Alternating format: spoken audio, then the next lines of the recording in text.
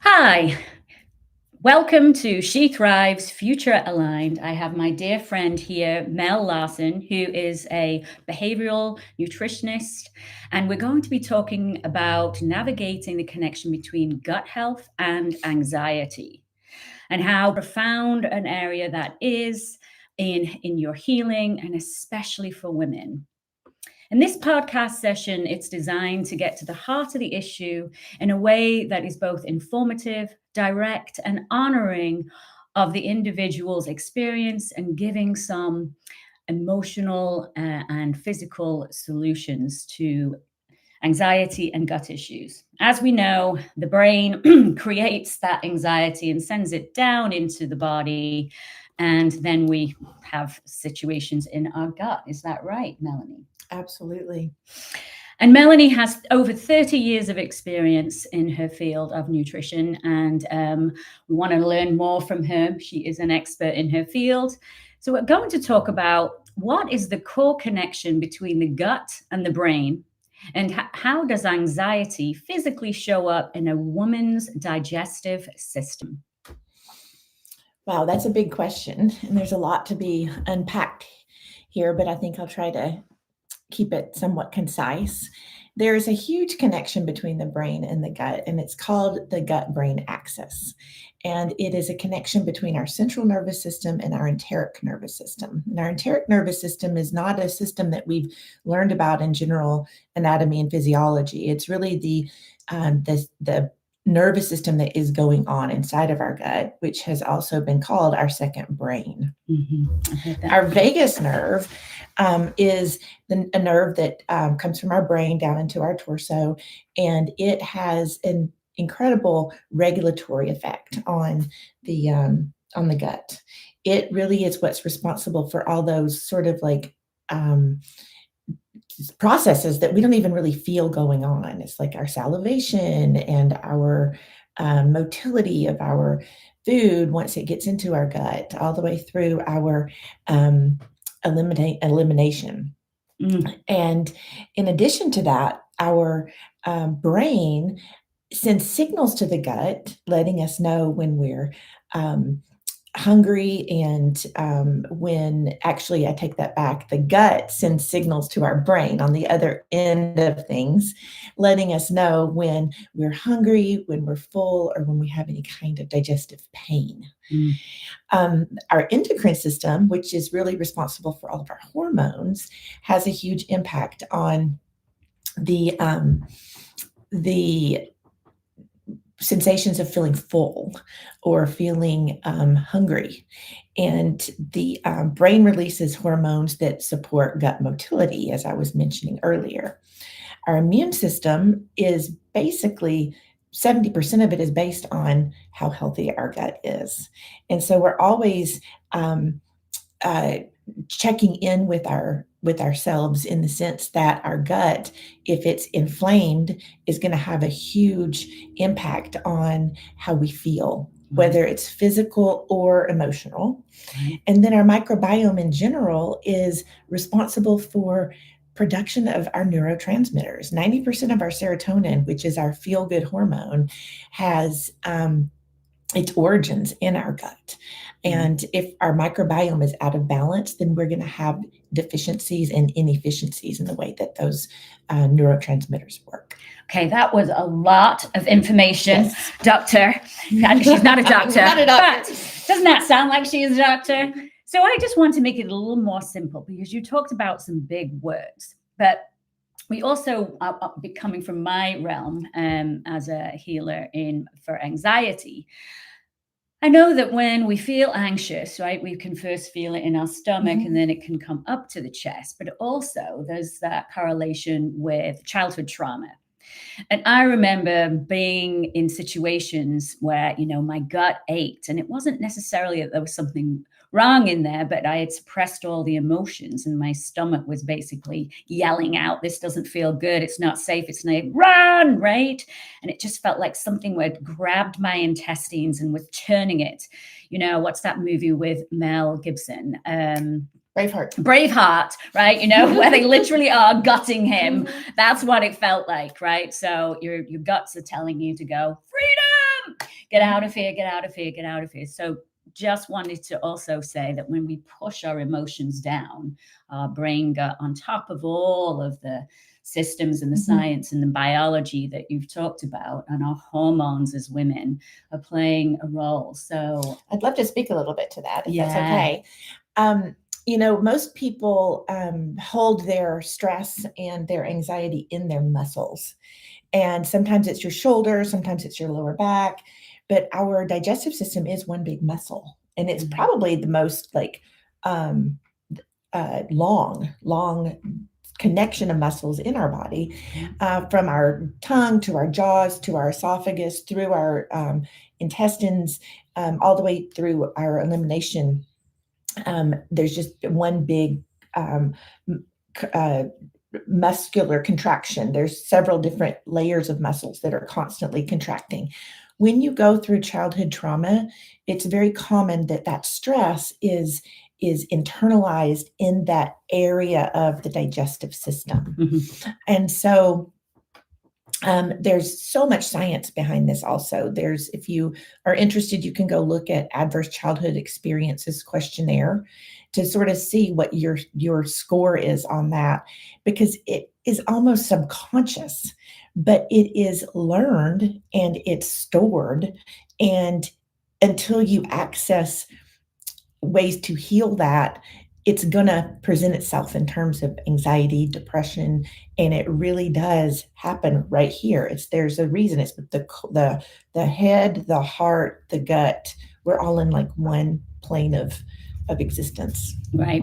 And you also, right, talked about eating healthy, right? And specific dietary changes you can do and recommend to calm a woman's nervous system down and soothe that stomach anxiety, and also the inflammation that you have talked about. Sometimes we crave the things that are the worst for us, right? Oh yeah. Right. It's comfort. Yeah. It's learned. Yeah.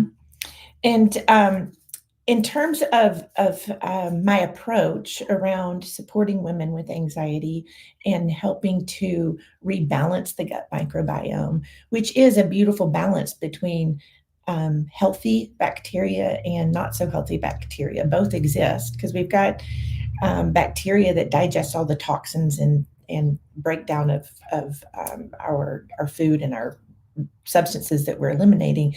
But there's also this really great bacteria that creates that symbiosis, is what it's called. We've got symbiosis when it's all in alignment, and we've got dysbiosis when it's not working together or there's an imbalance. And my philosophy really is around promoting an anti-inflammatory diet. And I'm not an extremist. In terms of being a behavioral nutritionist, one of the things I have to walk a fine line around is restriction versus what you can eat. And I tread lightly around restriction. But if you could eliminate ultra processed foods from your diet, that is the number one step, along with really good hydration, that helps to sort of create that foundational anti-inflammatory, environment in your body. Because I can tell you that and we all have inflammation to some degree, but if you start with the diet, you start to break down the inflammatory response that can surround every cell in your body and inhibit nutrients from being able to get into your cells. And so, for example, if you are in a chronic state of inflammation and your gut is in dysbiosis or out of balance, and you're not producing enough serotonin, whatever serotonin is able to get to your brain, you could have enough inflammation in your brain for the serotonin not to even be able to make it to the receptor site.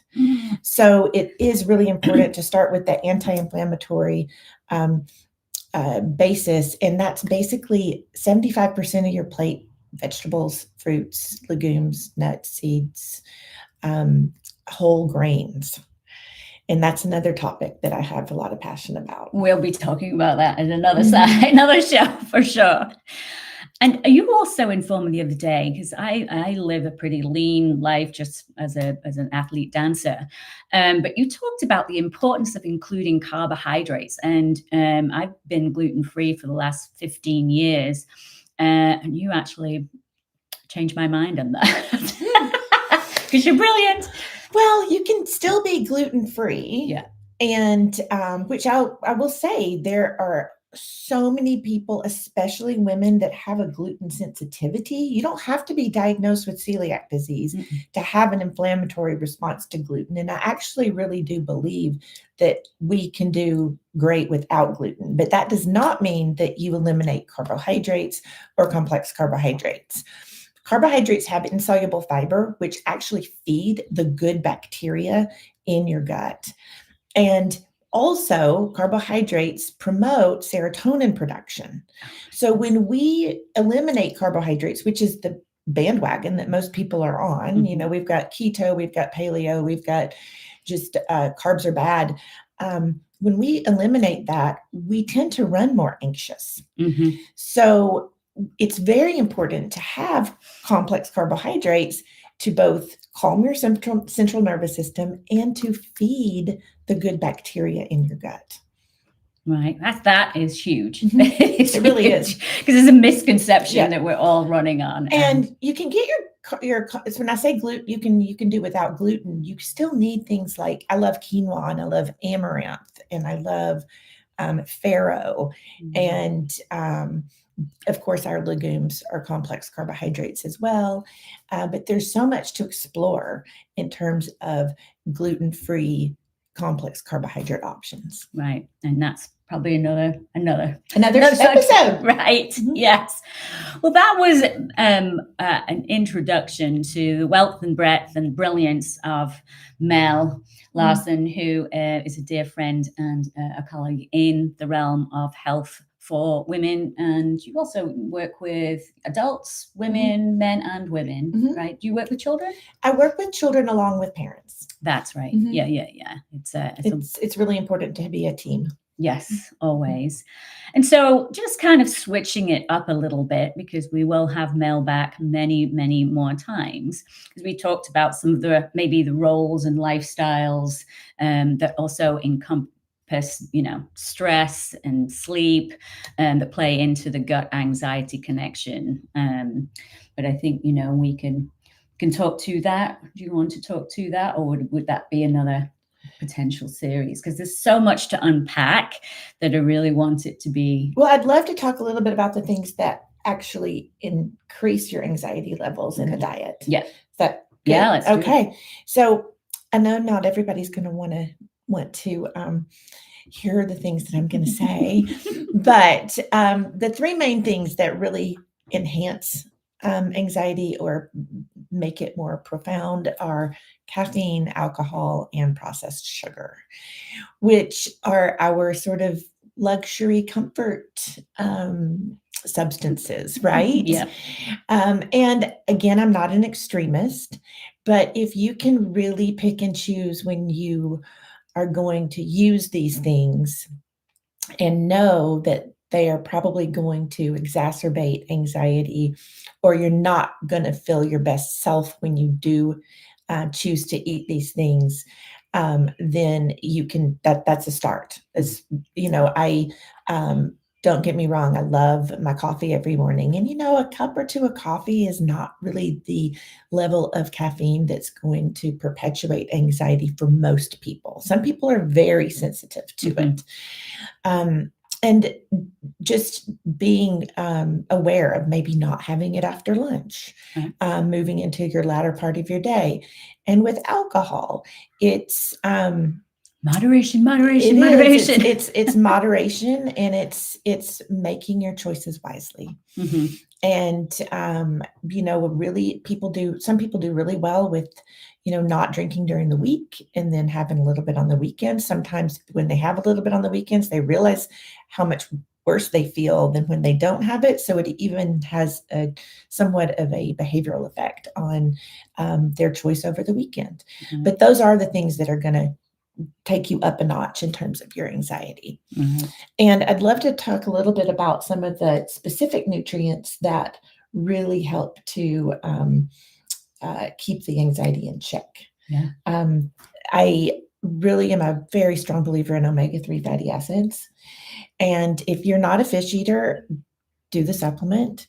The nourishment that your brain gets from the omega-3s is just incredible.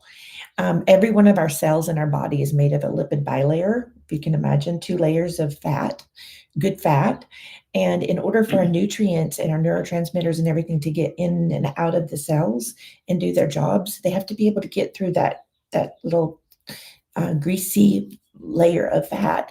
And that's what the omega-3s nourish. Mm-hmm. So it helps to nourish your cells. When we talk about the cells being inflamed, omega-3 is a natural anti-inflammatory. So anything you can do to get more omega-3s in your diet, they're in your chia seeds, walnuts, flax seeds, in addition to the fish that we always hear about. Magnesium is so important for relaxing the central nervous system. Yeah, it's my go-to. And I don't really believe we can get enough magnesium from our diet to really do the trick at this stage in the game. So I do recommend a magnesium supplement, and that could be another podcast in itself. But there are so many great magnesium complex supplements on the market now where it has a combination of different types of magnesium that do different functions that I think it's a great place to start. Yeah, I take a supplement that's calcium, zinc, and magnesium because they kind of help the absorption. But yeah, that's great. We've talked about complex carbohydrates, and of course, people always want to know about probiotics. And in terms of food, the probiotics are going to be found in your things that are fermented. So there's been a plethora of new products in the marketplace. I see them both like at Whole Foods in the refrigerators, but also on the shelves. You've got a lot of fermented vegetables and krauts and onions and relishes that are just really so tasty on almost anything. I'd love doing a grain bowl and topping it with some kind of fermented food. And of course, you can take probiotics as well, and you can get some from kombucha. But be careful with kombucha because it is made from black tea, which has caffeine. And I've seen people start to substitute kombucha for alcohol in the evenings, and they can't get to sleep. So it's like, you got to like double-edged sword everything. But right. Yeah. Wow. Well, we've got a lot to unpack. But also, you with that beautiful accent, I won't even try, but I am, so shut up. But anyways, you come from a beautiful place here in the States. I'm from England, but I would love to hear a shared childhood memory that talks to a time when we were maybe growing up in the 70s and we had all that freedom. Yeah, girl. Yeah, riding around doing crazy things. Well, my favorite childhood memory that is just so near and dear to me, I think of it every day, is every summer my parents would pack us up in a Suburban and drive us across the country.